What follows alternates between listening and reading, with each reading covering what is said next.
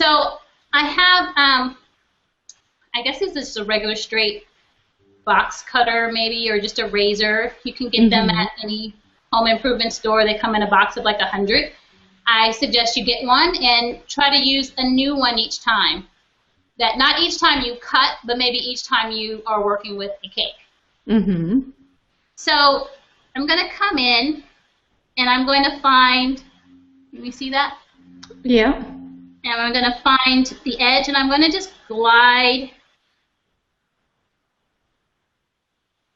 my razor all the way around, doing my best not to, you see that? Not to dig into my cake. I also have a wet cloth handy so I can continuously clean my blade. Dirty blades make for jaggedy cuts. Yes. Just continue to go around. Look at how clean that is already. Exactly. This is why I like paneling. Had a couple people mention to me that they thought it took a lot longer to do this method than the regular method, and I disagree. Because, you know, this, when you trim a cake paneling-wise, you're getting an instant sharp edge. When you cover a cake the other way, the regular or normal, usual way, you have to do quite a bit of working that cake to get that sharp edge. So ultimately, time-wise, it ends up being about the same. It does. It does. Yeah, I definitely, I use the other method, you know, that that is, Jessica Harris does in her. Down.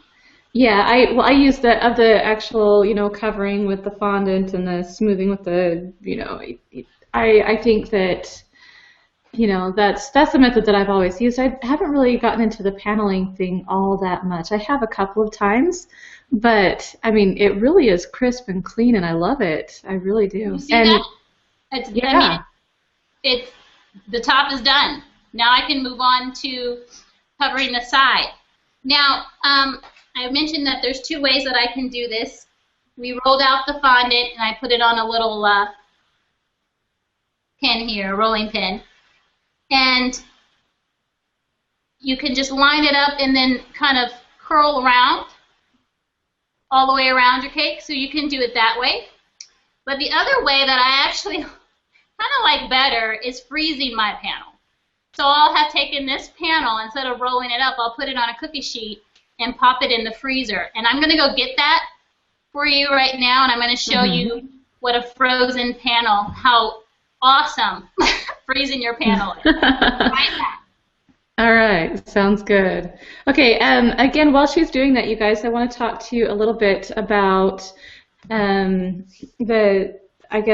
giveaway. I think has probably closed by now. We will be picking our winner in just a little bit.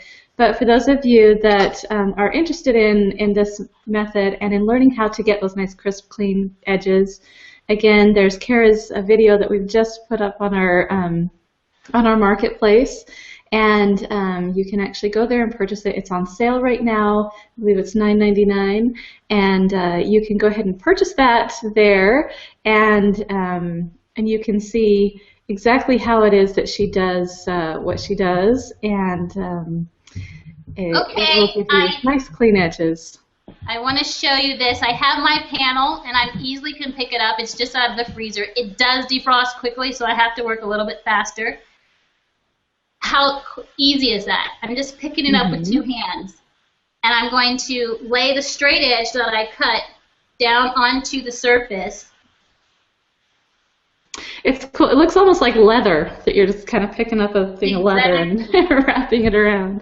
It will start to defrost on you, so you kind of have to work quickly, and you kind of have to have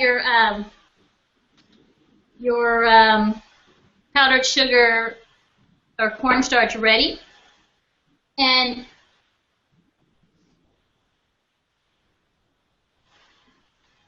so I'm just... The giveaway is still open for a few minutes, Bobby just said. So, so if you haven't yet, go and enter. Nope. I'm not quite down there. Okay, someone's asking again how you got your black fondant so saturated. You started off with a pre-black, right? And then No, I started off with the marshmallows, melted my marshmallows, and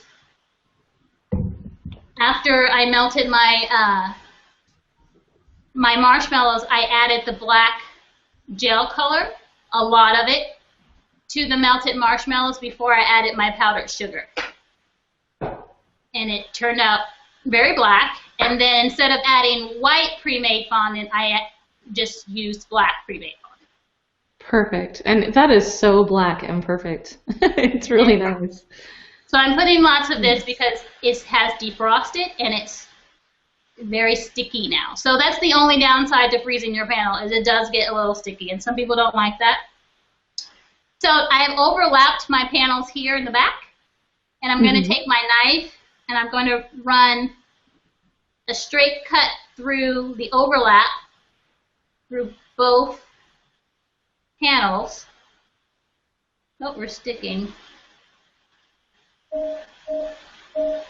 It's so hard to show and demonstrate things because you're talking and you're, so you're not working quite as fast as you're used to. So. No, because normally I'd be done by now. And I'm, no pressure here, guys, no pressure. None at all. We're all friends here, right? Right.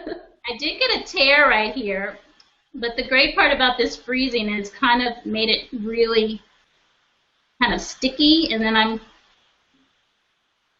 making that go away. And that's another great thing about this fondant, is that it's really flexible and forgivable. You can fix your mistakes pretty easily. Someone is asking, let's see, how long do you keep it in the freezer?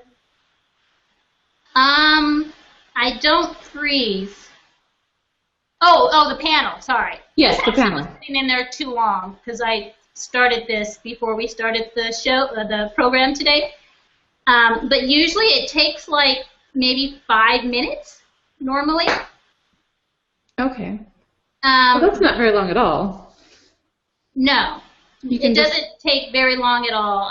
Maybe a little bit longer, but usually by the time I roll this panel, I'll put it in the freezer and then do my top one. And after I finish the top panel, it's ready to go. Perfect. So I'm just trying to clean up this seam. Again, no pressure. It's actually a little, if you do keep it in there too long, it gets a little too sticky. So that might be where I'm having. Okay. So the longer you leave it in there, the stickier it's going to be. Yeah, it's going to get a little sticky. So I'm going to come back and clean that up once it's moving. I'm going to move on to the other side.